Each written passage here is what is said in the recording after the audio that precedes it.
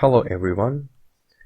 In this video I'm going to show you how to get a unique combinations of numbers that add up to our range. For example, in this one I have three numbers 61, 84, 99, and I want to add these numbers in a way that they add up to a range between 295 and 305.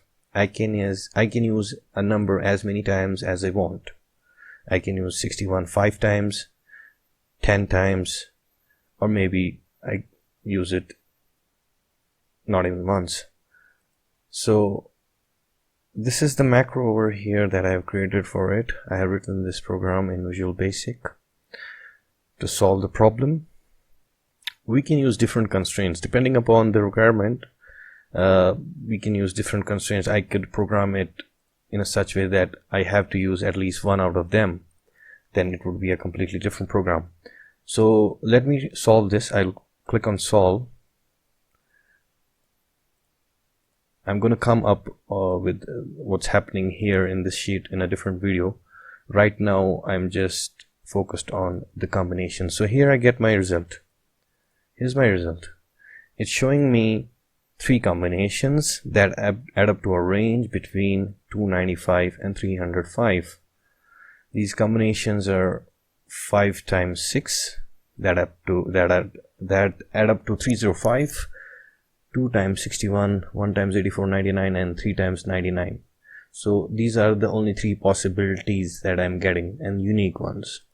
I could change this criteria over here. I could say okay, 315, and maybe let's add one more number over here, let's say 88, and now let's try to solve it.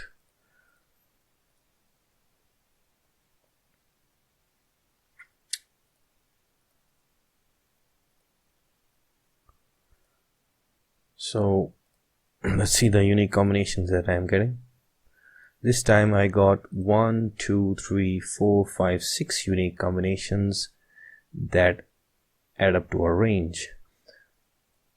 And this works for as many as you want. You could add 20 numbers over here and it would show you as many unique combinations as possible. So it's very helpful in some manufacturing industries. For this one I had created for one of my clients. They were into manufacturing of steel bars. Basically what I'm doing here in the code is I am storing all those numbers in arrays, because I don't want to solve them on Excel sheet, because what happens when you try to solve it on Excel sheet, it is very time consuming. So it's better to solve it programmatically in the program itself, in the code itself. So I have declared some arrays and mostly used for and if loops. So thanks for watching, and if you want this file, or if you want a file which does something like this, I am leaving my email in the description and you can mail me.